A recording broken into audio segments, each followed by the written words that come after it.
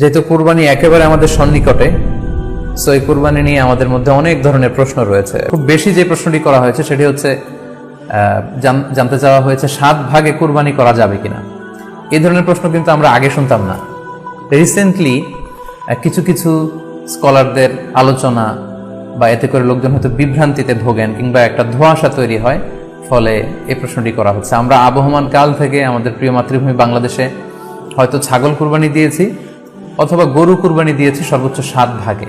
So এটা আমাদের সবার কাছে জানা ছিল, এ নিয়ে আগে সংশয় ছিল না। ইদানিংকালে অনেকের মধ্যে এই বিষয়ে সংশয় জেগেছে। কেউ কেউ বলে থাকেন যে ভাগে যদি কুরবানি দেওয়া হয় 7 জনে মিলে, গরুতে বা মহিষে বা উটে, এই ভাগে কুরবানি হবে না, এটা অনেকে বলে থাকেন। এই কথাটি আসলে ঠিক নয়।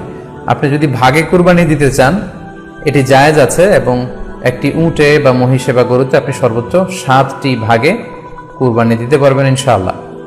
এ ব্যাপারে সহিহ মুসলিমের একটি হাদিসকে আমরা এখানে উল্লেখ করতে চাই।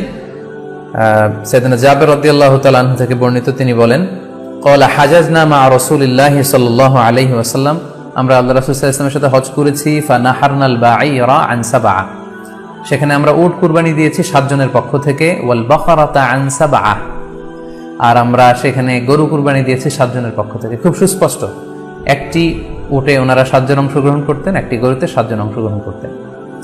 তো এই হাদিসের আলোকে অনেকে বলে থাকেন যে এটি হজের সময়, সফরের সময়, কিন্তু মুকিম অবস্থায় 7 ভাগে দেয়া যায় না। আসলে এই কথাটিও ঠিক নয়, কারণ সুনানে আবু দাউদের আরেকটি হাদিসে এসেছে যেখানে আল্লাহ রাসূল সাল্লাল্লাহু আলাইহি ওয়াসাল্লাম সুস্পষ্ট বলেছেন, সেখানে হজ বা কোনো সফরের উল্লেখ নেই। সেটা হচ্ছে জেনারেল স্টেটমেন্ট, অর্থাৎ আল বাকারাতু আন সাবআ, গরুতে সর্বোচ্চ 7 অংশ দিয়ে কুরবানি দেয়া যায়।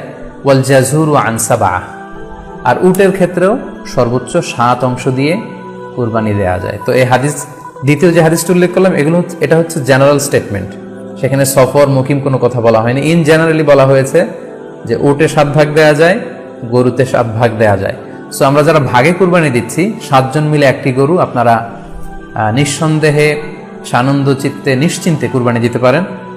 সহিহ হাদিসের আলোকে এটি সাব্যস্ত, এতে কোনো সমস্যা নেই ইনশাল্লাহ। তবে ভাগে কুরবানিতে কিংবা যৌথ কুরবানিতে কয়েকটি বিষয় আমাদেরকে খেয়াল রাখতে হবে। নাম্বার 1 হচ্ছে নিয়ত। আপনাদের ইন্টেনশনটা ক্লিয়ার হতে হবে। প্রত্যেকেরই যাতে একই ইন্টেনশন থাকে, সবারই যাতে ইন্টেনশন থাকে যে শুধুমাত্র আল্লাহ তাআলার সন্তুষ্টির জন্য আমরা এই কুরবানি দিচ্ছি। এখানে কয়েকজনের যদি ইন্টেনশন থাকে যে আল্লাহর সন্তুষ্টি, অন্যজনের যদি নিয়তে ঝামেলা থাকে, তাহলে কিন্তু কুরবানিটা প্রশ্নবিদ্ধ হয়ে যাচ্ছে। কারণ ইন্নামাল আমালু বিন্নিয়াত, ইয়ানি ইন্নামা সাওয়াবুল আমালি বিন্নিয়াত, সমস্ত কাজের প্রতিদান দেয়া হবে আপনার ইন্টেনশন বা নিয়তের উপর ভিত্তি করে। সো এজন্য যারা খুব বেশি মুখলেস, খুব বেশি মুত্তাকি, তারা অনেক সময় যৌথ কুরবানি দিতে চান না। সামর্থ্য না থাকলে ছোট একটা ছাগল দিয়ে তারা একাকি কুরবানি দিতে চান। The safe, he want to be in the safer side. কারণ যৌথ কুরবানি দিতে দিতে যে কার মনে কি চিন্তা, কার মনে কি নিয়ত, আমরা কিন্তু কিছু জানি না। সো যদি যৌথ কুরবানি দেন, কুরবানির আগে সবাইকে এটা কনসার্ন করে দেওয়া, রিমাইন্ডার দেওয়া যে ভাই আমাদের কুরবানিটা হবে শুধুমাত্র কেবলমাত্র আল্লাহ তাআলার সন্তুষ্টির জন্য, অন্য কোনো নিয়ত যেন না থাকে, তাহলে কিন্তু আমাদের কুরবানি বরবাদ হয়ে যাবে। এটা হচ্ছে প্রথম কনসার্ন। 2 নম্বর কনসার্ন হচ্ছে হালাল উপার্জন দিয়ে কুরবানি হতে হবে। যৌথ কুরবানিতে কেউ কেউ যদি এমন থাকে যাদের উপার্জন হালাল না, সেই কুরবানি কিন্তু আল্লাহ তাআলার দরবারে কবুল হবে না। সো এটা খুব গুরুত্বপূর্ণ একটা বিষয়। আরেকটা হচ্ছে লৌকিকতা। লৌকিকতা যদি থাকে তাহলেও কুরবানি কবুল হবে না। যৌথ কুরবানিতে কারো যদি এটা থাকে যে আমার গরুটা সবচেয়ে বড়, আমাদের গরুটা এলাকার সবচেয়ে বড় গরু, এবং সবাইকে বলে বেড়াচ্ছে যে এইবারের গরুটা সবচেয়ে বড় হয়েছে, আমার চেয়ে বড় গরু কেউ দিতে পারে না এই এলাকায়। তো এই জাতীয় যদি লৌকিকতা প্রবণতা কারোর মধ্যে থাকে, তাহলেও কিন্তু তার কুরবানি কবুল হবে না। সো যৌথ কুরবানি যদি আপনারা দিতে চান, এই বিষয়গুলো আমাদেরকে খেয়াল রাখতে হবে। এজন্য বিশ্বনবী সাল্লাল্লাহু আলাইহি ওয়াসাল্লামকে কিন্তু আল্লাহ রাব্বুল আলামিন শিখিয়ে দিয়েছেন যে কুল ইন্না সলাতি ওয়া নুসুকি ওয়া মাহইয়ায়া ওয়া মামাতি লিল্লাহি রাব্বিল আলামিন। হে নবী, আপনি বলুন যে আমার নামাজ, আমার কুরবানি, আমার জীবন, আমার মরণ সবটাই তো আল্লাহর জন্য। তাই আমাদের হৃদয়ে যদি আমরা আল্লাহকে স্থান দিতে পারি, আমাদের সবকিছু, সাইয়েদনা ইব্রাহিম আলাইহিস সালাম যেমনি নিজের প্রিয় পুত্র সন্তানকে কুরবানি করেছিলেন, ঠিক তেমনি ভাবে আমাদের হৃদয়ের ইসমাইলটাকেও যদি আমরা আল্লাহ সন্তুষ্টির জন্য স্যাক্রিফাইস করতে পারি, কুরবানি করতে পারি, তাহলেই কিন্তু এই কুরবানির শিক্ষাটা আমাদের জন্য বাস্তবায়িত হবে বা সফল হবে।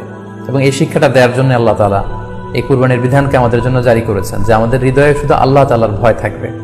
এবং এই যে আমরা কুরবানি করবে, কুরবানির রক্ত, গোশত, চামড়া কোনোটাই কিন্তু আল্লাহ তাআলার কাছে পৌঁছে না। পৌঁছে হচ্ছে আমাদের হৃদয়ের ভয়, তাকওয়াটা আল্লাহ তাআলার কাছে পৌঁছে। সূরাতুল হজ্জের 37 নম্বর আয়াতে আল্লাহ বলছেন, লা ইয়ানালাল্লাহা লুহুমুহা ওয়ালা দিমাউহা ওয়ালাকি ইয়ানালুহুত তাকওয়া মিনকুম। এই কুরবানির রক্ত, কুরবানির গোশত, এগুলো তো আল্লাহর কাছে পৌঁছে না। আল্লাহর কাছে পৌঁছে হচ্ছে তোমাদের তাকওয়া। আমরা কতটা ইখলাসের সাথে, কতটা আন্তরিকতার সাথে, কতটা আনুগত্যের সাথে আমাদের সম্পদ, আমাদের নিজেদেরকে আমরা আল্লাহর কাছে সোপর্দ করতে পেরেছি, আমরা কতটা আল্লাহর সমর্পিত বান্দা হতে পেরেছি, এটাই হচ্ছে এই কুরবানির শিক্ষা, যেটা সাইয়েদনা ইব্রাহিম আলাইহিস সালাম গোটা বিশ্ববাসীর জন্য নিদর্শন এই ঘটনার মধ্য দিয়ে কিন্তু আমাদের জন্য রেখে গিয়েছেন। তাই আমরা এই কুরবানির মধ্য দিয়ে এটা যেন ফিল করি যে আমাদের সবটুকুন আমরা আল্লাহর জন্য বিলিয়ে দিতে প্রস্তুত আছি।